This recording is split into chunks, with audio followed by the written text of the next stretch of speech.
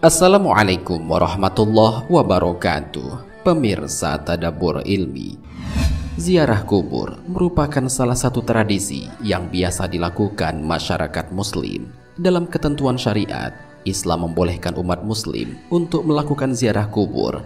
Namun anjuran ziarah kubur itu lebih menekankan kepada tujuannya, yaitu mengingatkan diri kepada kematian dan untuk melembutkan hati, sebagaimana dijelaskan dalam sebuah hadis.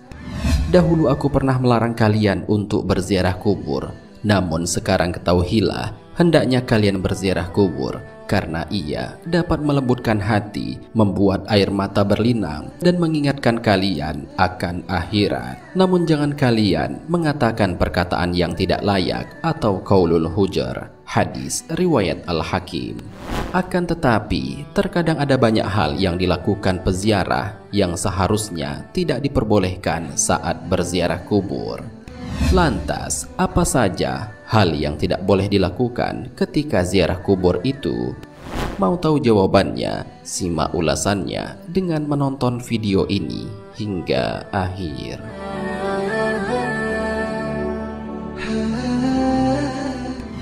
Sebelum lanjut, bagi kalian yang belum subscribe, silahkan untuk menekan tombol subscribe terlebih dahulu.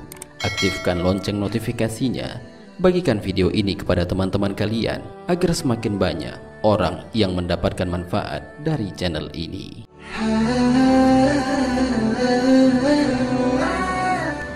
Berdoa dan memohon kepada kuburan.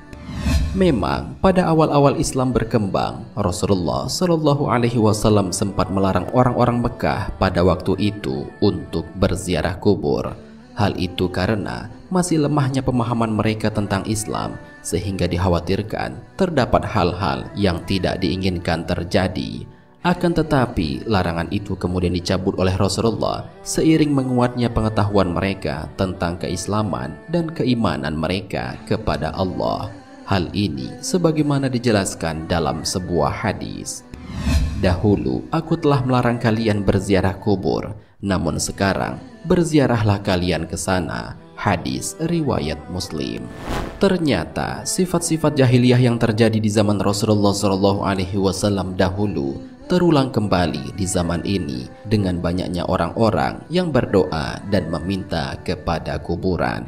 Padahal sesungguhnya meminta sesuatu harusnya dilakukan bukan kepada kuburan, akan tetapi langsung kepada Allah Subhanahu wa Ta'ala. Perbuatan seperti ini bisa jadi termasuk ke dalam perbuatan syirik, sebagaimana Syekh Ibnu Utsaimin radhiyallahu anhu mengatakan, siapa yang meminta berkah dengan penghuni kuburan, baik di masjid atau di luar masjid, kalau dia berdoa, meminta pertolongan atau meminta bantuan, atau meminta keperluan kepada mereka, maka perbuatan ini termasuk syirik akbar yang mengeluarkannya dari agama. Kalau dia tidak berdoa kepadanya, akan tetapi mengambil berkah dari tanahnya dan semisal itu, maka ini termasuk syirik asgor atau kecil, tidak sampai ke syirik akbar, kecuali kalau dia berkeyakinan bahwa keberkahannya itu dapat mendatangkan kebaikan selain Allah. Ini termasuk musyrik dan syirik akbar.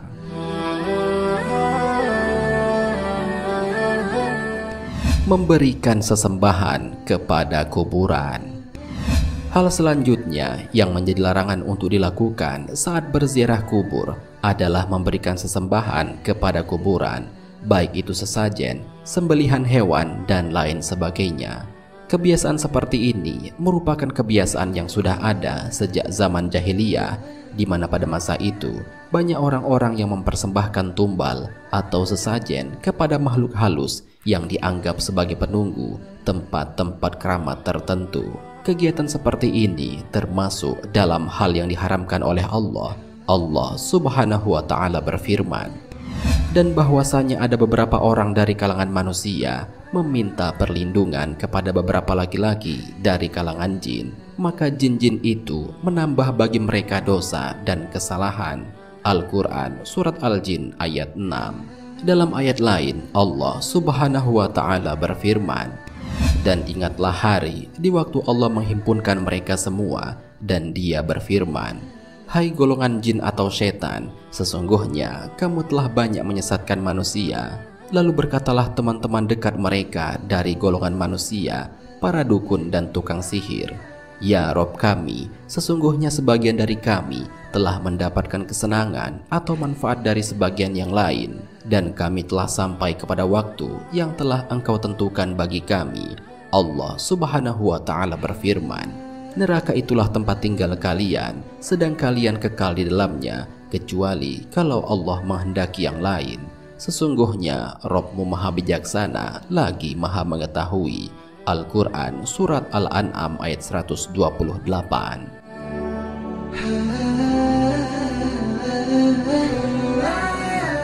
Duduk atau berdiri di atas kuburan orang lain.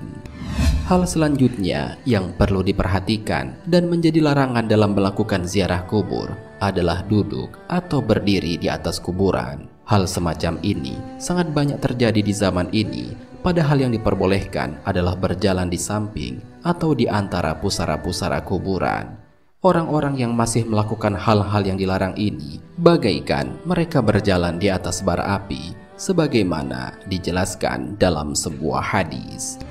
Sungguh jika salah seorang dari kalian duduk di atas bara api sehingga membakar bajunya dan menembus kulitnya, itu lebih baik daripada duduk di atas kuburan. Hadis riwayat Muslim.